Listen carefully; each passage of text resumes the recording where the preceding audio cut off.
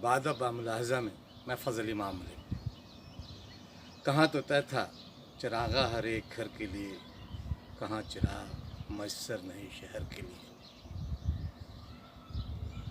देश की चुनी हुई सरकार यानी प्रधानमंत्री नरेंद्र मोदी की सरकार पे ये पंक्तियाँ चस्पा होती हैं।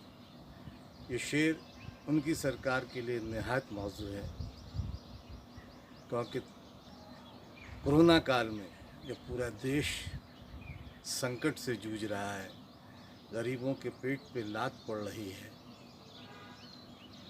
और लोग परेशानी में इधर उधर तलाश रहे हैं, रोज़ी रोटी की परेशानी है। और इस संकट काल से उबरने के लिए अर्थव्यवस्था को बेपटरी हुई अर्थव्यवस्था को पटरी पर लाने के लिए केंद्र की नरेंद्र मोदी सरकार ने फिर से गरीबों के पेट पर लात मारा। रातों रात एक फ़ैसला लिया जाता है, पेट्रोल और डीजल की कीमतों में इजाफा होता है, एक्साइज ड्यूटी बढ़ा दिया जाता है। पेट्रोल में करीब 10 रुपये और डीजल में करीब 13 रुपये। इन 6 सालों में अगर तुलना किया जाए 2014 की से लेकर अब तक एक्साइज ड्यूटी बढ़ाने की इस सरकार ने क्या रिकॉर्ड बनाया है, वो भी तब जबकि आज इस कोरोना काल में विश्व बाज़ार में कच्चे तेल की कीमत में भारी गिरावट है। बावजूद इसके इस सरकार ने जन विरोधी फैसला लेते हुए एक्साइज ड्यूटी बढ़ाकर हम गरीबों की मोहब्बत का उड़ाया है मजाक जैसी कोई बात कर दी है। तेल की कीमतें बढ़ेंगी, ज़रूरी सामान बढ़ेगा और 2014 में जिस एक्साइज ड्यूटी की बात मैंने की, 2014 में पेट्रोल पे लगभग एक्साइज ड्यूटी 9 रुपये थी, वो बढ़कर आज 32 रुपये के आसपास हो गई है। इसी तरह डीज़ल पे जो एक्साइज ड्यूटी पहले 3-3.25 रुपये ली जाती थी लगभग, अब वो बढ़कर करीब 32 रुपये हो गई है। तो सरकार का तेल का खेल समझा जा सकता है। सरकार इस तेल के खेल के ज़रिए अपनी अर्थव्यवस्था के रेल को पटरी पर लाने की कोशिश में लगी हुई है।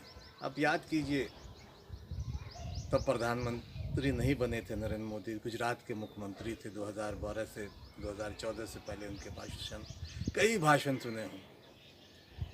जब जब तेल की कीमतें बढ़ती थी वो आते थे और देश और दिल्ली की बैठी सरकार को तो जिस तरह से तंज कसते से, जिस तरह से बातें करते थे, आम लोगों का आक्रोश की बातें करते थे, वो अब आम लोग उनकी परिभाषा में कहीं नहीं, आम लोग उनकी सूची में कहीं सबसे नीचे है। इसीलिए लगातार तेल की कीमतों में इतना इजाफा किया जाता रहा कि आम आदमी परेशान है, बेबस है, लाचार है।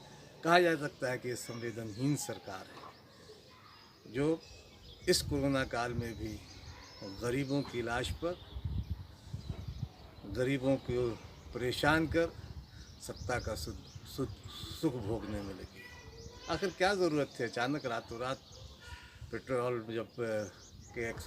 तेल में एक्साइज ड्यूटी बढ़ाने की, जबकि पूरे विश्व में तेल की कीमतों में काफ़ी कमी आई हुई है कच्चे तेल में। लेकिन नरेंद्र मोदी जी तो आम लोगों की परेशानी से कोई मतलब नहीं। एक और अभी वीडियो प्रकाश जावड़ेकर का भी देख रहे थे, जब उन्होंने व्यंग्यात्मक लहजे में कांग्रेस तब की यूपीए सरकार को लेकर कहा था कि सरकार ने ठीक उसी दिन तेल की कीमतों में इजाफा किया जिस दिन विश्व अंतर्राष्ट्रीय बाज़ार में तेल की कीमतें कम हुई। ऐसे कई चीज़ें देखी होंगी आपने, स्मृति ईरानी वगैरह को भी देखा होगा, गैस का सिलेंडर वगैरह लेके महंगाई के ख़िलाफ़ कांग्रेस के सरकार के ख़िलाफ़, कांग्रेस शासन यूपीए शासन के ख़िलाफ़ प्रदर्शन करते हुए। तो बहुत सारी चीज़ें होंगी, नरेंद्र मोदी के बहुत सारे भाषण होंगे।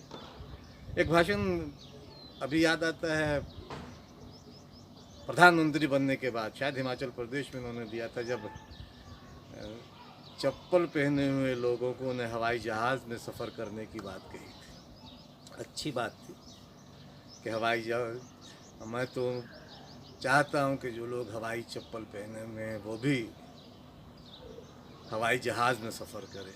बहुत अच्छी सोच थी उनकी, लेकिन क्या ऐसा हो पा रहा है?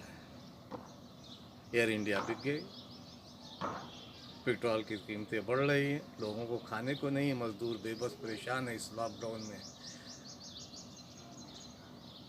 मजदूरों को घर वापसी के लिए जो उनकी रेल है, जो सरकार की रेल है, वो इतनी पेल रही है कि मजदूर परेशान बेबस, यानी चीख चिल्ला रहे हैं,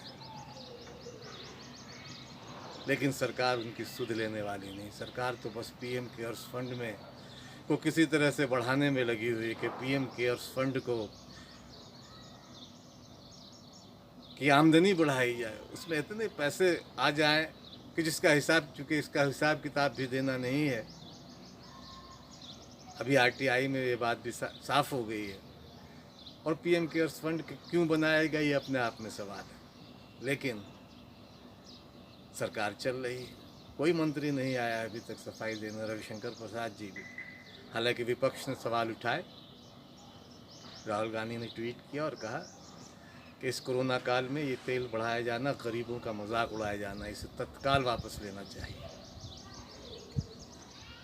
दूसरे विपक्षी दलों ने भी इसी तरह की बात कही, और जाहिर है कि गलत भी नहीं कहा। आप, अब देश पूरा संकट से जूझ रहा हो, स्वास्थ्य कर्मियों को पीपीई किट नहीं मुहैया कराया जा रहा, उनको वो मास्क मुहैया नहीं कराया जा रहा, उनको पुष्प वर्षा ज़रूर करके देश का वो पैसा जो है बर्बाद किया जा रहा है। आप बैंड बाजा पुष्प वर्षा से पीपीई किट तो नहीं मुहैया कराया जा सकता।